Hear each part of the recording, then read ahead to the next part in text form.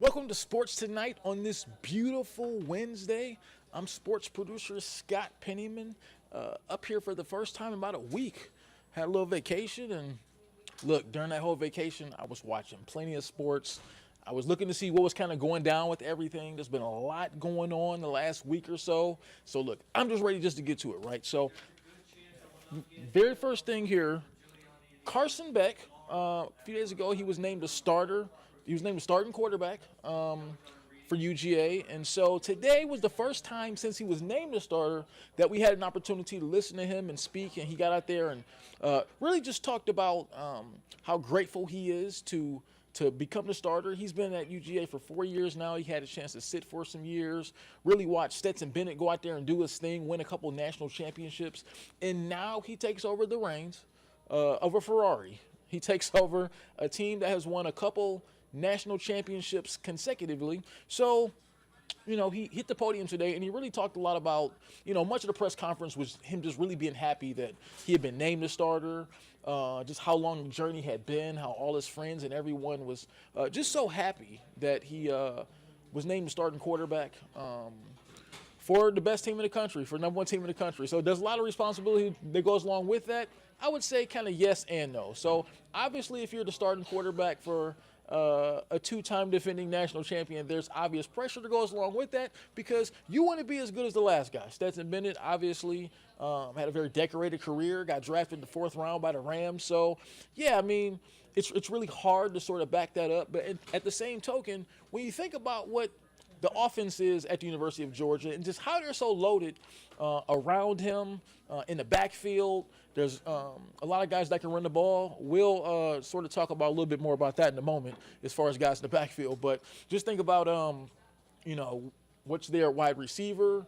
They always have one of the best offensive lines. So I would say that it's a really difficult job to step up to being the starting quarterback at UGA. But in the same token, because of how their offense is run and what they ask quarterbacks to do, I think it's a really good position to be in because they don't ask their quarterbacks to win the game. The way Kirby Smart's the way the offense goes out there with, and I'm guessing it's going to be a lot of the same offense, even with Bobo at the coordinator position. I think it's going to be a lot of just distribute the ball to the playmakers around you. Get the ball to the running backs. Get the ball to the wide receivers. You got an All-American, All-World, probably future top 5 or 6 draft pick in Brock Bowers at the tight end position. Get him the ball. I think it's going to be not much different than what you've seen the last few years out of the quarterback position, which is basically don't mess things up.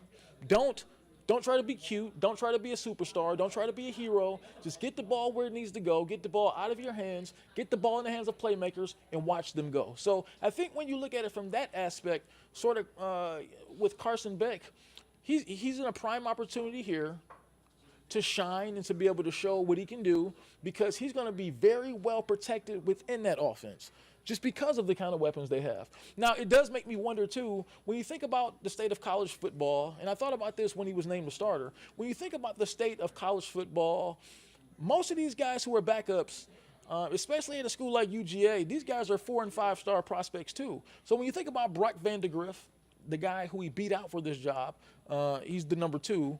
So when you kind of think about where he's at right now, well, I think he's number 2. I guess Kirby will kind of make that designation as we go along. So you got Gunnar Stockton behind him, and you have Brock Vandegrift. So if you're a guy like Brock Vandegrift, what's the motivation in remaining the backup quarterback for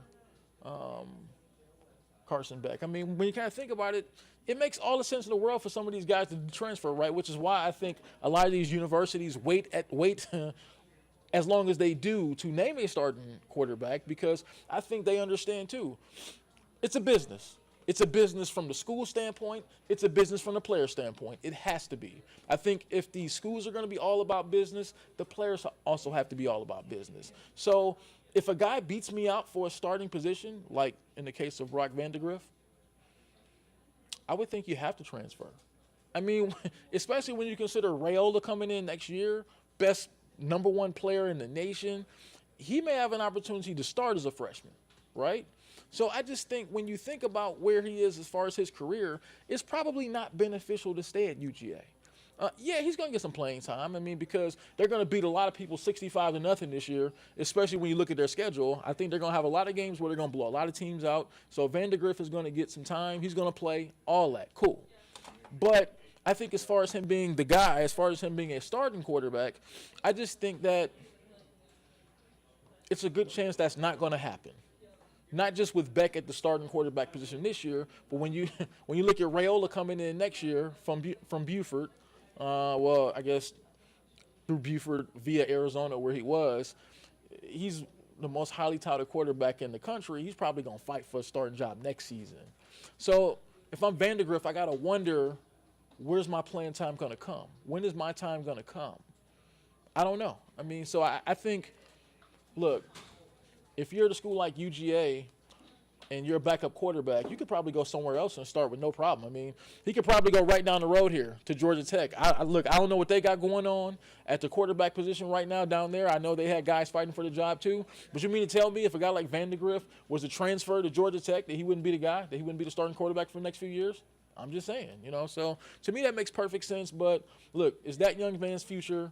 He'll have a lot of time to decide what he wants to do moving forward. Good luck to him. Good luck to Carson Beck, who is a starting quarterback. So we'll see how he does moving forward. So one unfortunate thing that kind of came up last few days was running back Branson Robinson, the sophomore running back. He was the #1 rated running back in the country of his recruiting class in 2022. He was expected to come back this year and have a big season in the backfield for UGA. Definitely a more active role. He wasn't necessarily going to be the starting running back, but he was certainly going to have a more active role within the offense. So he tore his patellar tendon in practice on Tuesday, and he's going to miss the rest of the 2023 season. And that's a big injury because when I think about the history of the guys in professional football who have torn their patellar tendon, that's a very hard injury to bounce back from. So, from a perspective of looking at him and his career, let's hope he's a young man, so let's hope he's able to rehab and get back on track and get his body back where it needs to be so that he can become the player that he needs to be. Now, if you're looking at this from a football perspective, this may not hurt UGA all that much when you think about it, right? I mean, because a school like Georgia, they have a lot of guys that can run the football. They're going to have a lot of options in that backfield. Of guys that can run the ball. So when you look at their depth chart, I mean, they still have Kendall Milton, okay? They still have DeJuan Edwards. Just with those two guys right there, they're going to be able to get some yards on the ground, right? And they also have the kind of offense where they get the ball a lot to Brock Bowers, too. A lot of those end and around plays. I mean, I don't know how many times we saw that last year. You would think if you're a defense, you were going to be looking for a lot of those plays, right? Because it seems like I saw Brock Bowers run about 34 of those per week, where those end and around plays or those reverses. And, I mean, it seems like every time he ran that play, he got a chunk of yards. So, and you would I'm not a defensive coordinator, but you would think you're going to see that play a couple times per game if your defense is going against UGA this season, right? Because they've run an awful lot with Brock Bowers, So, yeah. So, look, I mean, prayers to Branson as he battles back from a devastating knee injury. So, let's hope that he's right. But I think from a football standpoint, UGA is going to be okay because they're going to be able to run the football. Look, these schools like these Power 5 schools, man, look, they have players on top of players. I mean, that's probably a guy we never even heard of, nobody even thought about right now in that backfield who, when you insert him in, he'll step in and bam, he'll have a 100-yard game. I mean, that's just the way these Power 5 schools work. When you're at a school like Georgia, Alabama, Ohio State, they have a lot of talent. They have a lot of depth at all these positions. So from a football standpoint, they're going to be okay. But more so I'm talking about from a life standpoint for Branson and his career and where it's going. Let's hope that he does some good rehab this year, gets that knee back right, and this time next year we're talking about the impact he's going to have on the football field. So prayers to him. So let's talk some more football now. Obviously, so final preseason games coming up this week. So today, the San Francisco 49ers decided that their backup quarterback to Brock Purdy, Brock Purdy's the starter. So their number 2 quarterback is going to be Sam Darnold, a former top 3 pick himself, former top 5 pick. I believe he was top 3, top 5. But anyway, a former top draft pick. So that's interesting because you got Trey Lance sitting back there, right? So Trey Lance, we all know how much they gave up for him a few years ago in the draft. They gave up a couple first-round picks to move up to get Trey Lance.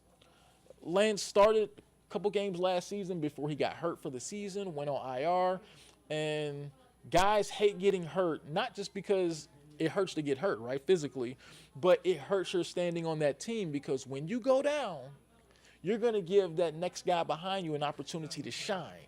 And that's exactly what happened to Trey Lance last year because when he went down, he gave Brock Purdy a chance to shine, and man, did Brock Purdy shine. Led them all the way to the NFC Championship game where he got injured, and if he doesn't get injured, who knows what happens. I mean, maybe they have an opportunity to beat the Eagles, but they did not.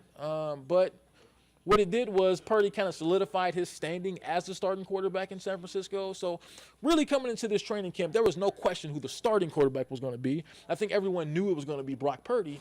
But then the real question became who was going to be number 2. So you have Sam Darnold who, and let's be real about it, Sam Darnold suckers a lot of teams into Sam Darnold's ability suckers a lot of coaches and a lot of executives into giving him chances. What I mean by that is when you watch Sam Darnold on the practice field and how pretty the ball looks when it comes out of his hands, he's got all these great mechanics. You look at him and you go, man, why is he not much better than what he is?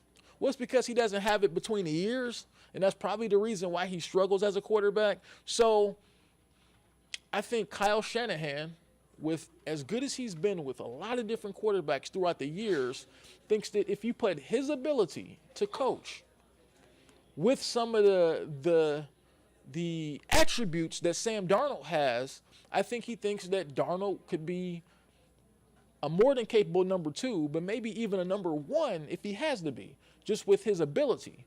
So I think Sam Darnold has done it again. He's gone to camp, and he suckered a whole coaching staff with his talent and ability to be able to throw the football so well that he sold them on his ability to now he's the number 2 guy, and Trey Lance, who they traded up and gave away so much, multiple first-round picks to get in the first round, is now the number 3. So now that sort of raises issues as to, what's next for Trey Lance, right? And I think here's a young man who I think was caught in a very, I guess you'll say he was caught in a very unfortunate circumstance for where he is in his career, right? Because he's a young quarterback who was really, when Trey Lance was drafted, most people thought that he was a couple seasons away from being a real legitimate starting quarterback because he went to a small school, and so he really was a really raw prospect. And so unfortunately for him, he got caught on a team with Super Bowl aspirations. I mean, like immediate Super Bowl aspirations. Like the 49ers feel like they can go to a Super Bowl and maybe win a Super Bowl this season. So that's a really bad mix for a player of where Trey Lance is at this point in his career because he's a young man. He's a raw quarterback. He needs to be in a situation where he can really grow. And a team that is competing for championships, a team with Super Bowl aspirations, is not the place to grow. So I think Brock Purdy is probably, for where he at, for his maturity, even though he's also a young player as well, I think his maturity at the position right now is more suitable for where they're at. And so when you look at Trey Lance, you start thinking about teams that might make sense for him, right? So, of course, we're in Atlanta, so I'm looking at the Atlanta Falcons, and I'm looking at their roster, and I'm going, would Trey Lance make some sense, at least to bring him in and be like a number 2 behind Desmond Ridder? I don't know. I mean, I think that makes some sense, right? I mean, if you bring in a player like that, he's a young, raw quarterback, right? He's got some mobility. He's got some solid attributes.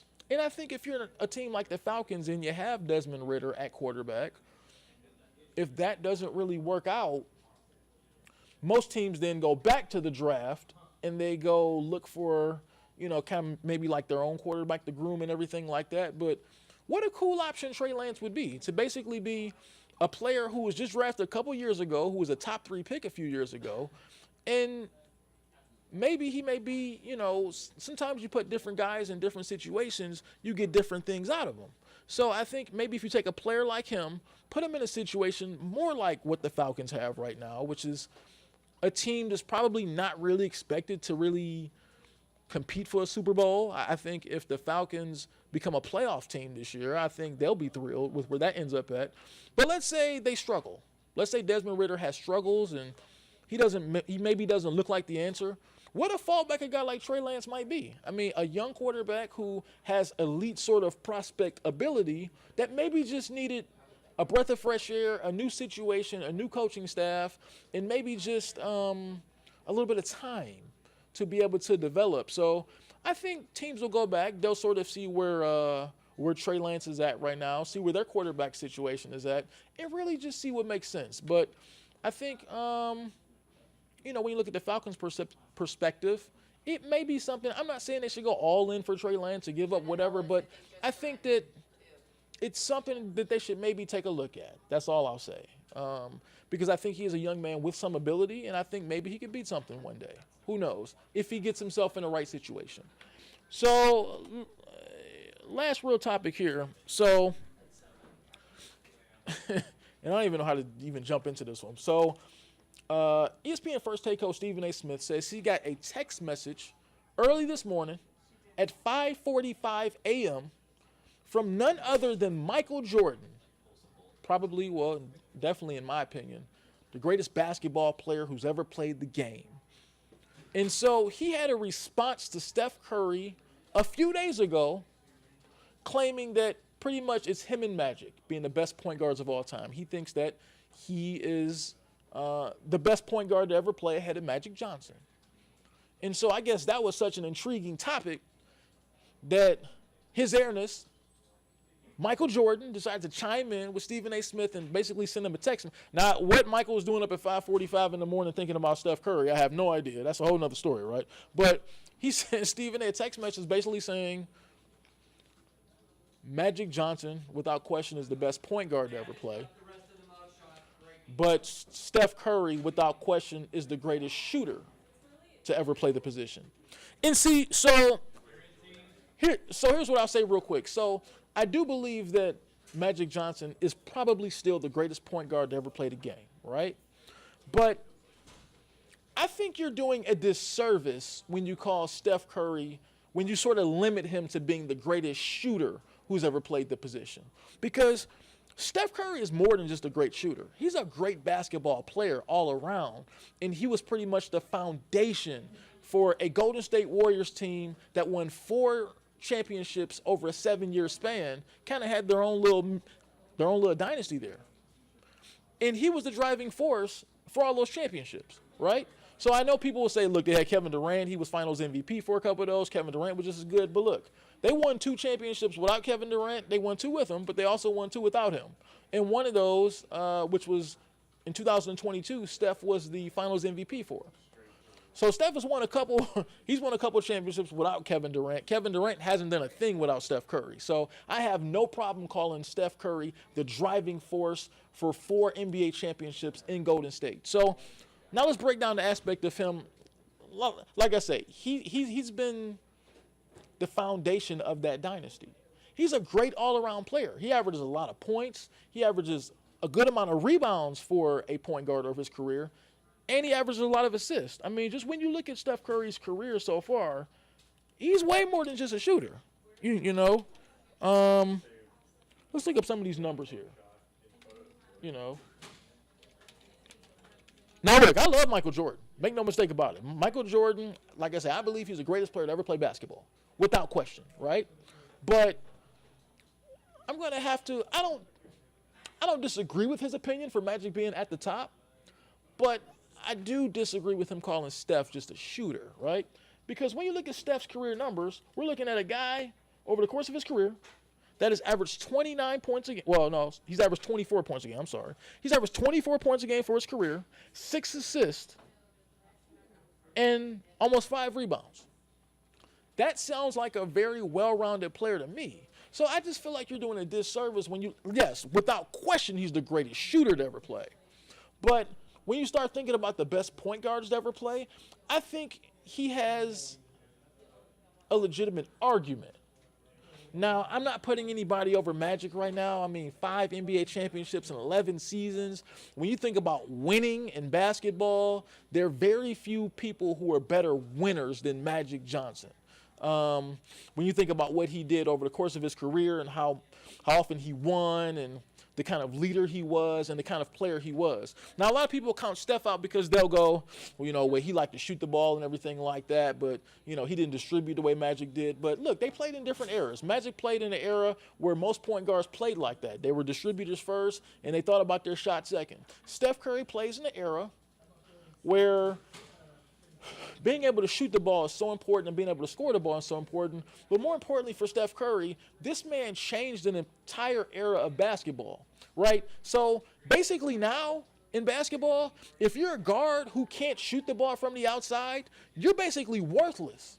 And it wasn't always that way. Guys played the game like Derrick Rose and Russell Westbrook, guys who couldn't shoot the ball that well, but they were able to get to the basket. That was acceptable when those guys came along. When Steph Curry came along and was able to shoot the ball the way that he has been able to shoot it, that totally changed the NBA from top to bottom. I mean, when you look at we totally changed the way we thought about just basketball in general. The three-point shot became so popular when Steph Curry came into the game. So I think when you consider his impact on the game of basketball in this era, I think he has a legit argument to be the best point guard to ever play. I'm still going with Magic number 1, but I don't think it's out of this world. I don't think it's crazy for Steph to suggest that he's the best point guard of this era. So, look, those things they'll always be big on social media. They'll always be an opinion because there's no definitive answer to who's the best at something because it's all opinions. It's all about what we prefer, our preferences, what we like. So, yeah, I mean, that's one of those things that'll go on forever. But that was a really interesting debate topic for this week, right? So that's kind of what was on my mind. That sort of spilled into what was on my mind. That's what was on my mind right there. Just sort of, and I think it's great. I think it's great for the sport to have those back and forths. When people have the Jordan-LeBron debates, now it's Steph Curry and Magic Johnson. I think those things are good. It makes for a great, healthy debate on social media. I think it's fun for everybody because there's really no definitive answer. For where Steph Curry is at right now, probably this time next summer, you could probably have the same conversation all over again. And that's what makes it fun. That's what makes sports so special. That's what makes a lot of debate shows like this one, like all the debate shows you see on television. That's what makes them so popular because there is no definitive answer to a lot of these questions, right? So, and speaking of this show, Sports Tonight, you can catch it anywhere where you find your podcast, whether it's Spotify or whatever, on Apple or whatever, wherever you listen to your podcast, hop on there, download Atlanta News First Sports Tonight, and let's catch up with some of these shows and just sort of listen to some of our, debate topics back and forth. You can do it as you're driving. Look, I know it's a lot of traffic outside, right? When you're going up 285 about 6 or 7 in the evening, you might not have time to tune in to watch this show digitally, but you can listen to it wherever you listen to your podcast. So hop on there, go to atlantanewsfirst.com/sports/tonight, download this show, and listen. All right? I want you to make me feel like I'm out here pouring my heart out for, this is for a reason, all right? I mean, this is passion. So I think you need to hear this. I think you need to hear this day to day, especially here in the Atlanta area. It gives us some great topics to debate within the Atlanta area as far as Atlanta sports as well, too. So let's get out of here. I'm going to let you get out of here. I'm not going to hold you. Enjoy the rest of your Wednesday. We'll see you right back here tomorrow for Sports Tonight so we can discuss a lot more fun topics. I'm out of here. See you tomorrow.